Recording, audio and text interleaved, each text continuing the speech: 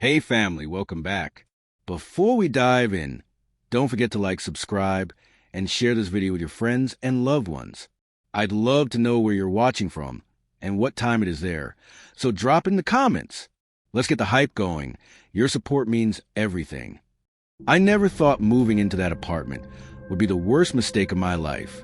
At the time, I was a broke university student, desperate for cheap rent and a place close to campus. When I found the listing online, it seemed perfect. 2 bedrooms, low price, and already furnished. The landlord said someone else was already living there, and I'd just be sharing the flat. His name was Ryan. When I met him for the first time, he seemed normal enough.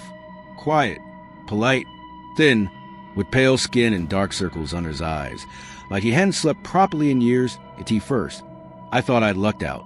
He didn't throw parties, didn't leave dirty dishes everywhere, and didn't blast music. In fact, he barely left his room. We exchanged greetings in the kitchen, sometimes small talk about the weather or classes, and that was it. But after the first few weeks, I started noticing little things, like how my bedroom door, always locked before I went to sleep, would sometimes be open just a crack in the morning, or how things on my desk were slightly moved, like someone had been in there while I was gone. I told myself I was imagining it. After all, Ryan seemed harmless.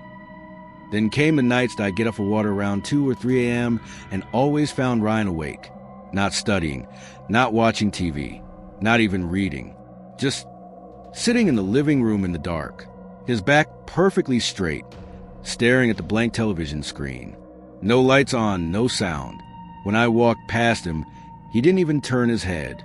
He'd just follow me with his eyes that I tried to laugh it off. Some people are just strange, right? Maybe he had insomnia. Maybe he was depressed. I didn't want to judge. But deep down, something about it made my skin crawl. One night, I woke up suddenly. The room was quiet, but I felt a pressure, like someone was watching me. I turned my head and froze. Ryan was standing in the corner of my bedroom. He didn't move. He didn't speak. He was just standing there in the dark, staring at me. My chest tightened, and adrenaline shot through me. I jumped up and shouted, "What the hell are you doing in here?" Ryan didn't flinch.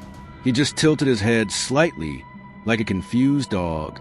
Then, without a word, he turned and walked out. I barely slept the rest of the night. The next morning, he was making coffee like nothing had happened. He smiled at me and asked if I wanted some. His tone was casual, friendly even.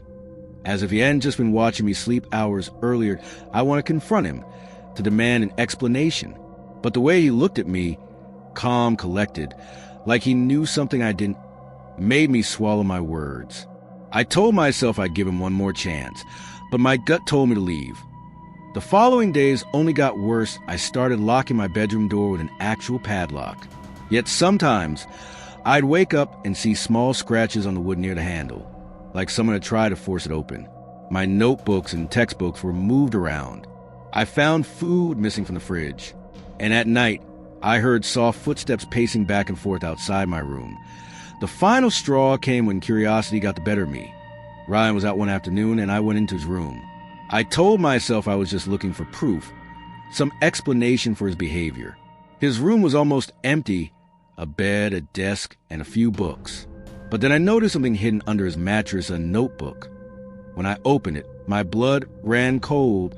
Page after page was filled with my name, written dozens, hundreds of times, in shaky handwriting. Below that were detailed notes about me.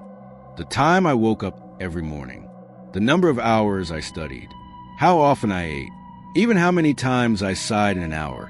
And then near the back of the notebook were drawings. Crude sketches of me sleeping in my bed, me sitting at my desk, me walking down the hall. The angles were so specific. I knew he'd been watching me that I dropped the notebook, heart pounding. That's when I heard it, the sound of the front door unlocking. Ryan was home that I panicked. I shoved the notebook back under the mattress and rushed into my room, pretending I'd been studying the whole time. A few minutes later, I heard his footsteps in the hallway. He paused outside my door for what felt like an eternity. Then slowly he walked away. That night, I didn't sleep at all. Every creak of the floorboards made me flinch. Every shadow made me think he was standing there, watching. By morning, I'd made up my mind. I packed my things, shoved them into my car, and drove away. I didn't tell him. I didn't even bother asking for my deposit back. I just left. It's been years since then, but I still can't shake the feeling of being watched. Sometimes, late at night, I wake up suddenly and swear I see a figure standing in the corner of my room. And every now and then, I dream of Ryan, just standing there in the dark, silent, waiting. I don't know what he wanted. I don't know what he planned to do. But I do know this: I will never, ever live with a stranger again.